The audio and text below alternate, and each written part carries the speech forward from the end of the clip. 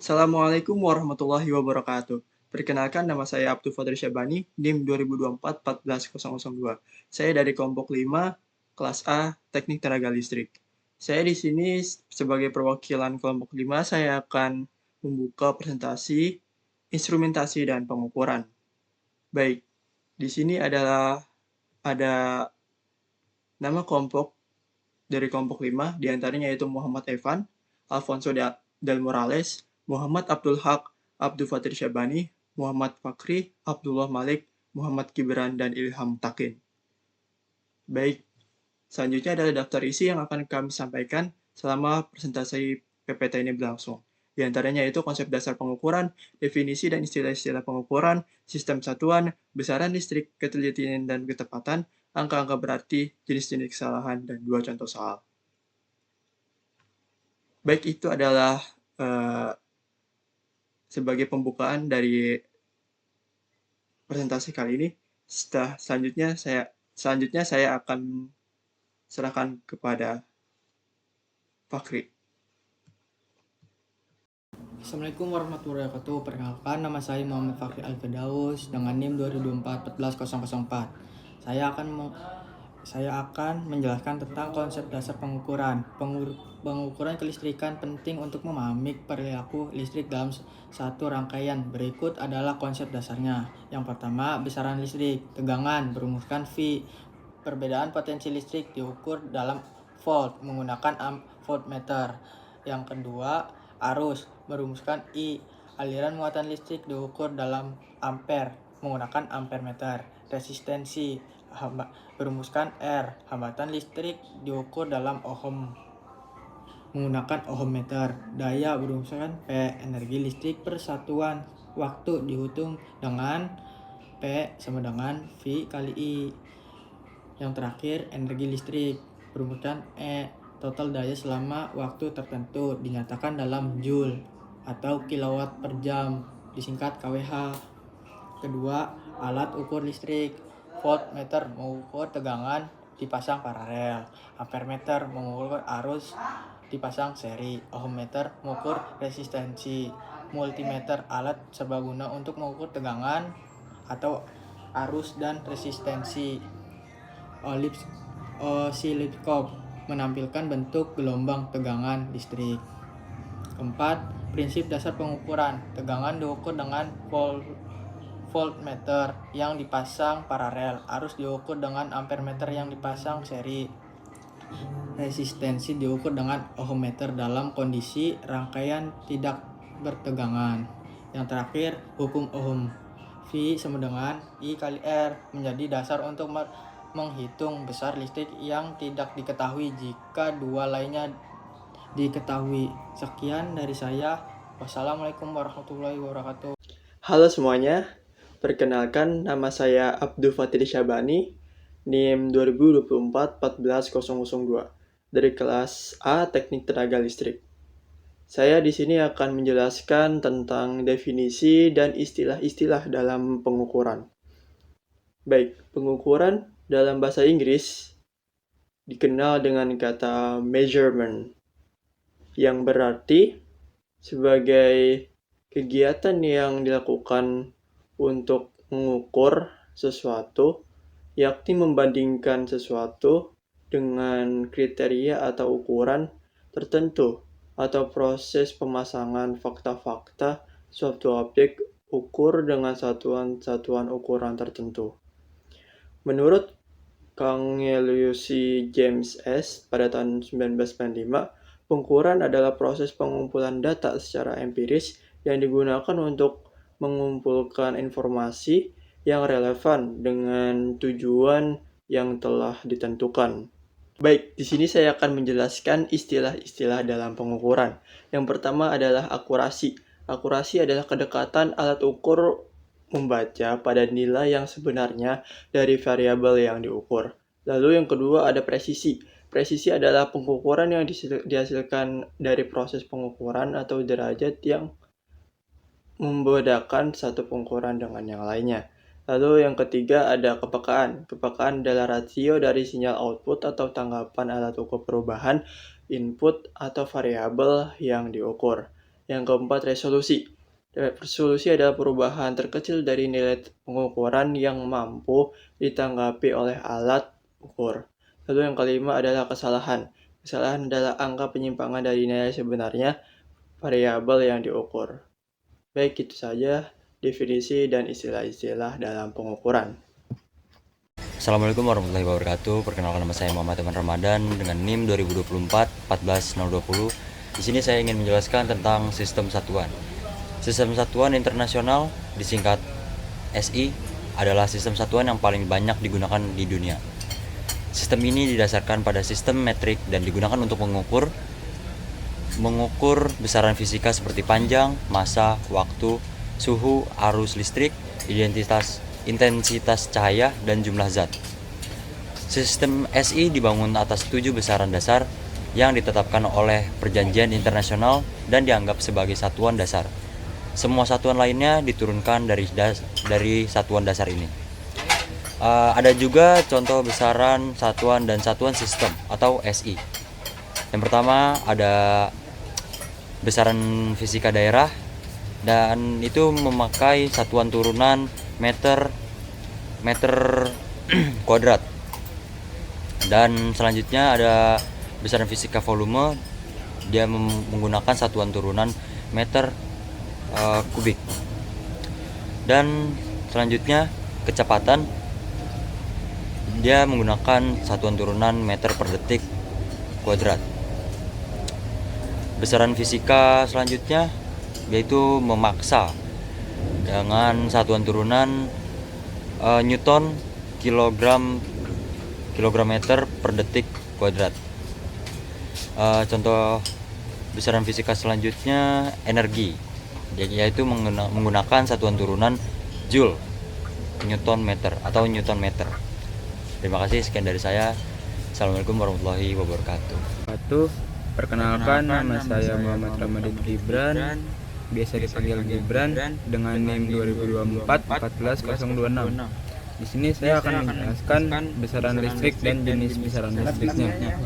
Besaran listrik adalah segala sesuatu dalam kelistrikan yang dapat diukur atau dihitung. Salah satu besaran pokok listrik adalah kuat arus yang disimbolkan dengan A atau biasa dikenal ampere. Alat ukur arus listrik adalah ampermeter. Selain itu, ada juga tegangan listrik yang disimbolkan dengan satuan volt serta hambatan yang disimbolkan dengan satuan ohm. Pengukuran listrik ini bermanfaat untuk menjaga keamanan listrik di rumah. Sekarang ada jenis besaran listrik. Yang pertama ada tegangan listrik, kedua arus listrik, ketiga hambatan atau beristansi, yang keempat konduktansi, yang kelima kapasitansi, yang keenam muatan listrik, yang ketujuh indukianat, yang kedelapan daya listrik, yang kesembilan frekuensi, dan yang kesepuluh energi. Perkenalkan, nama lengkap saya Alfonso de Morales Junior, biasa dipanggil Morales, dengan NIM 2024 14003. Di sini saya akan menjelaskan tentang materi, ketelitian, dan ketepatan. Ketelitian adalah kederajatan hasil pengukuran yang diperoleh dari pengukuran berulang. Contoh, Fahmi dan Haris mengukur panjang buku menggunakan penggaris.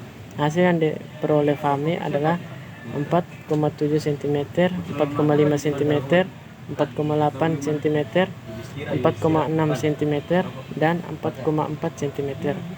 Hasil yang diperoleh Haris adalah 4,7 cm, 4,5 cm, 4,8 cm, 3,6 cm, dan 4,4 cm. Dengan data yang diperoleh tersebut, maka pengukuran yang teliti adalah dilakukan Fahmi karena hubungan pengukur yang diperoleh memiliki hasil yang relatif sama. Ketepatan adalah kederajatan hasil pengukuran terhadap hasil pengukuran sebelumnya. Contoh, massa jenis air pada kedalaman normal adalah 1000 kg meter kuadrat. Dalam pengukuran massa jenis air, Fahmi mendapatkan hasil 1004 kg meter kuadrat dan Haris mendapatkan hasil 99 kg meter kuadrat. Maka pengukuran yang lebih tepat adalah pengukuran yang dilakukan oleh Haris karena memiliki hasil yang lebih dekat daripada pengukuran yang dilakukan oleh Fahmi. Jadi, saat melakukan pengukuran, dua hal ini selalu diperhitungkan loh. Karena jika hasil pengukuran persis terhadap tidak akurat, maka hasil yang tidak cocok dengan yang diberikan. Jika hasil pengukuran akurat tetapi tidak persis, maka keberagaman bersama pada pengukuran. Dan akhirnya, jika pengukuran akurat tidak akurat maupun persis, maka hasil yang akan diukurkan tetap dan pasti pada waktu yang bersama. Untuk lebih jelasnya, ini ada, coba perhatikan gambar berikut ini. Pada gambar A menunjukkan bahwa hasil tersebut tidak persis dan tidak akurat. Pada gambar B menunjukkan hasil yang persis dan akurat, sedangkan pada gambar C menunjukkan bahwa hasil tersebut persis namun tidak akurat. Nah, jika saat melakukan pengukuran, dua hal ini selalu diperhitungkan. Karena hasil pengukuran persis tetapi tidak akurat, maka hasilnya tidak cocok dengan yang diberikan di hasil pengukuran akurat tapi tidak persis, maka dan keberagaman yang besar pada pengukuran. Dan akhirnya, jika pengukuran akurat tidak mampu persis, maka hasil yang akan kurang tetap dan pasti pada waktu yang bersama. Oke, sekian dari saya. Terima kasih. Saya Muhammad Abdul Haq dengan NIM 2024-14022. Di sini saya akan menjelaskan tentang angka berarti atau angka penting. Jadi, angka berarti atau angka penting adalah bilangan yang diperoleh dari hasil pengukuran yang terdiri dari angka-angka penting yang sudah pasti atau terbaca pada alat ukur dan satu angka terakhir yang diragukan. Contoh, jika tinggi seorang secara teliti adalah 65,4 inci, berarti bahwa tinggi sesungguhnya orang tersebut adalah 65,35 inci atau 65,45 inci. Jadi angka-angka akurat selain 0 yang diperlukan untuk menempatkan poin desimal disebut angka penting. Dan adapun ketentuan dari angka penting. Satu, angka yang bukan 0 adalah angka penting. Misal 14.569 itu merupakan angka penting. Lalu angka 0 di sebelah kanan pada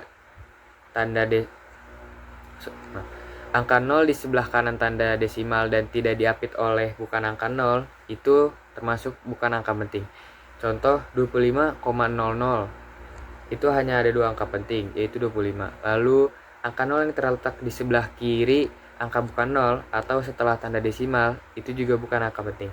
Contoh 0,0056 itu hanya ada dua angka penting, yaitu 56. Lalu angka 0 yang berada di antara angka bukan 0 atau diapit oleh angka yang bukan 0 itu termasuk angka penting. Contoh 0,05006 itu ada 4 angka penting, yaitu 0 yang diapit oleh 5 dan 6 itu termasuk angka penting. Sekian. Saya Mutakin Sakti, NIM 2024-14113. Saya akan menjelaskan kesalahan dalam pengukuran. Jadi, kesalahan dalam pengukuran ini dipengaruhi oleh 3 hal. Yang pertama, orang yang melakukan pengukuran tersebut. Bisa pemula atau mahir itu akan mempengaruhi hasil pengukuran. Yang kedua, peralatan yang digunakan akan berbeda hasil yang diperoleh dari menggunakan alat yang konvensional dan alat yang sudah elektronik. Jelas akan berbeda. Kemudian cara melaksanakan pengukuran tersebut. Seperti akan berbeda jika sudah dilakukan kalibrasi atau belum, dan lingkungan sekitar juga akan mempengaruhi pengukuran tersebut. Kemudian jenis-jenis kesalahan. Nah, jika kesalahan itu disebabkan oleh orang yang melakukan pengukuran, itu disebut gross error, kesalahan umum. Kesalahan umum ini biasa terjadi pada pemula dalam membaca hasil, mencatat atau menafsirkan hasil pengukuran. Lalu yang kedua, systematic error, kesalahan sistematik. Kesalahan sistematik ini disebabkan oleh lingkungan dan juga alat instrumen pengukuran. Kesalahan yang disebabkan oleh lingkungan itu terjadi karena keadaan luar yang mempengaruhi alat ukur, seperti efek perubahan suhu, kelembaban, tekanan udara, atau medan magnet dan juga medan listrik. Lalu kesalahan-kesalahan instrumental merupakan kesalahan yang tidak dapat dihindari dari instrumen karena struktur mekanismenya. Lalu jenis kesalahan instrumen lainnya adalah kesalahan kalibrasi yang mengakibatkan pembacaan instrumen terlalu tinggi atau terlalu rendah. Kemudian random error. Random error adalah kesalahan yang tetap akan ada walaupun sudah meniadakan efek kesalahan gross error dan juga systematic error. Hal ini bisa diperkecil dengan cara melakukan pengukuran, memperbanyak jumlah pengukuran, dan mengubah cara statistik untuk mendapatkan pendekatan yang paling baik nilai terhadap yang sebenarnya. Lalu kesalahan juga terbagi menjadi dua, kesalahan mutlak dan juga kesalahan relatif. Kesalahan mutlak adalah nilai murni kesalahan. Jadi, jika saya analogikan, kesalahan mutlak ini seperti kehilangan 10.000, itu akan kehilangan 10.000 dari 20.000 itu sama dengan kehilangan 10.000 dari 1.000.000. Ya, nilainya sama-sama 10.000. Itu kesalahan mutlak. Namun jika kesalahan relatif, itu adalah perbandingan antara kesalahan mutlak dengan nilai sebenarnya.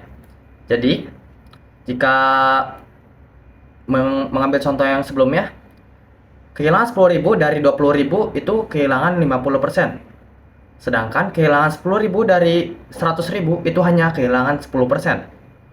Walaupun nilainya sama-sama 10.000, namun nilainya akan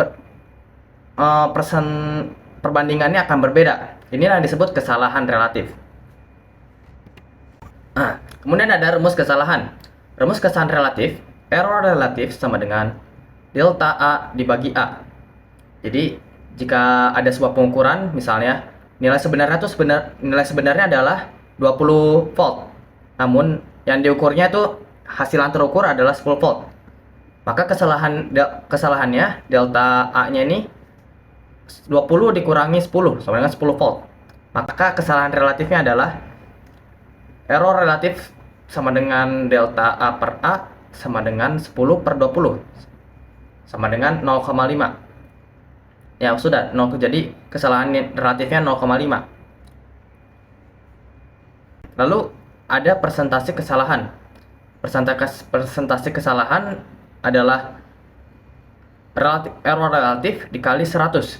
Contoh dari hasil sebelumnya, yang nilai relatifnya adalah 0,5, maka persentase kesalahannya adalah persentase kesalahan dikali error relatif dikali 100. 0,5 dikali 100 sama dengan 50%. Jadi persentase kesalahannya adalah 50%. Izin perkenalkan diri, nama Abdullah Malik, NIM 2024-14015. Ini saya akan menjelaskan dua contoh soal. Yang pertama yaitu presentasi kesalahan dari hasil pengukuran 2,5 meter adalah sama dengan hasil pengukuran banding 2,5 meter presentasi kesalahan.